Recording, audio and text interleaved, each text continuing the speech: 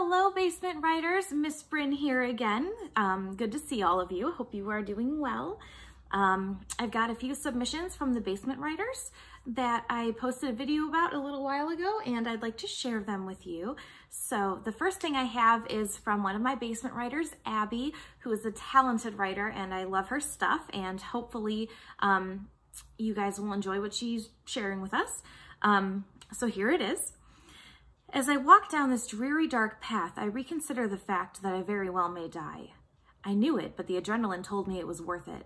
I can hear the sirens now, and I can feel my feet pick up the pace without me asking them to. I tell them to slow down, or else they'll be able to tell I'm the one who did it. I feel like I'm going insane because there is no one around to even suspect I did anything. I try to stop the tears from inching down my cheeks, but they continue to spill out like the blood of that poor man. How I got so roped into this, I don't know. I did it because my cousin told me I must, and that is why I have done everything I've committed thus far. And that is the reason I am fleeing the scene for good this time. I walk for what feels like all night. My cropped hair and red fleece jacket are what are most drenched by the rain, along with my brand new Converse. I stop next to a large oak tree and sit under it on the damp and soggy ground. I look down the path I have been walking for hours, and you could tell me I have been walking in circles, and I would believe you. All it is trees, bushes, and a gravel path. As I pull out my phone, I see 29 texts from my mother and only one from my father. My mom seems only worried for my safety. Just an endless stream of "are you okays" and expressed disappointment. Not in the murder, of course, just the running away part. I open a tab of my dad's text. "You've made a huge mistake," it reads. I sigh, but I don't cry because I've been one step ahead all night. I shouldn't have run, and I wish I had realized that before it was too late. As I turn my phone off, shove it into my jean shorts pocket, and start to get up, I feel someone grab my arm with a freezing, strong hand before I can see who it is. I fly backwards onto the tree from what feels like a punch to my chest, yet not with a fist, with something much sharper. As I fall to the dirt, I can no longer see, and I feel my breath start to fade, and I soon can hear the satisfied laughter of the man I killed a few hours earlier, waiting for me on the other side, and I can't help but think this is what I deserve. So that was pretty intense, and I really like it, actually. I think that it's a really interesting how she gets in the head of this complicated story that she conveys in so little time, that there's just so much going on there. And I kind of would like her to see, I would like to see her unfold that a little bit more. It's pretty cool. The other thing that I got is from Joyce, who submitted a response to one of the prompts I gave. So I'm going to read that now. Thank you, Joyce. Concentrate, Maggie. You will survive this day. Turning 16 comes only once. The family genus has always been canids of the lupus species. Wolves, dogs, gray, white, black, brown. Not sure how this will turn out, but you've got this. Get your books, Maggie, and hurry up. Yes, Mom. Just one day I would like to be behind her when she opens that door so they don't see her in the pajama pants, pajama bottoms and Wolverine t-shirt. I'm coming. Ooh, your mom is cute. Shut up, McDougal. What a jerk. Maggie sat at the back of the bus, as always, with Lessa, Jess, and Jamie. Always together, Mom always says. Why don't you get some new friends, she says. I like my friends, just not sure if they will still like me. Hey, you ready for the history exam? I guess. What? Wait, there's a history exam today? I'm screwed. Maggie giggled at Jamie. You're never ready, but somehow you always pass. Maggie was ready for the history exam, but was she ready for the change? Checking her makeup in the mirror, Maggie spotted something unusual, really unusual. Her canine teeth were taller and whiter than they had been just a minute ago. Oh no, not now. What's the matter, Mags? Lisa asked. Nothing really, I guess. I was looking at my sweater and I saw a rip. Oh, okay, whatever. Lisa just shook her head.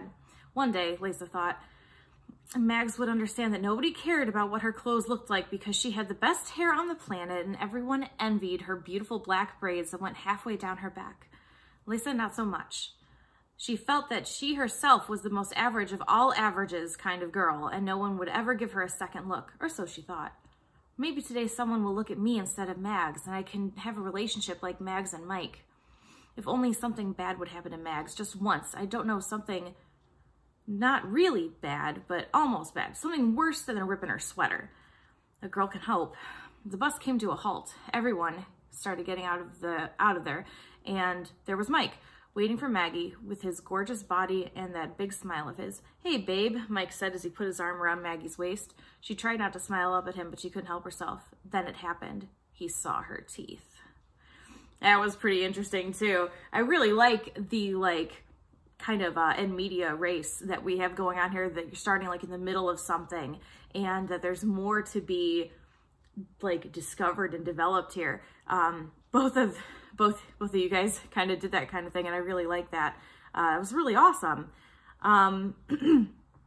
I have one brief thing that I wrote that I will share, and then we have one poem from Abby that she wanted to share as well, to finish us up. So what I wrote was, "Spring has finally come. The tree outside my front window blooms, pink and white petals unfurling and dancing in the wind as the pleasant breeze rolls by. Leaves are beginning to bud. The colors in the world seem brighter. Life is returning to a world that has been locked away by weather and worries. The winter was a gentler season this year, but I do not mind it being on its retreat.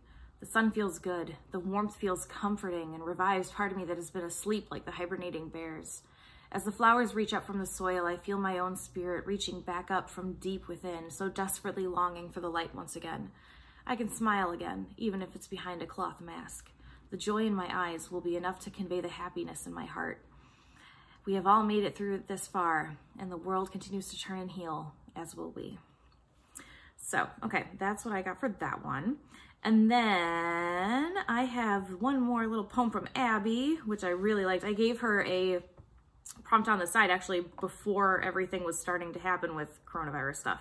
And I asked her to write about hope, because I thought that we could all use that. And she took it and ran with it and sent it to me the other day, and I was just so happy to see this. So, okay, Hope by Abby.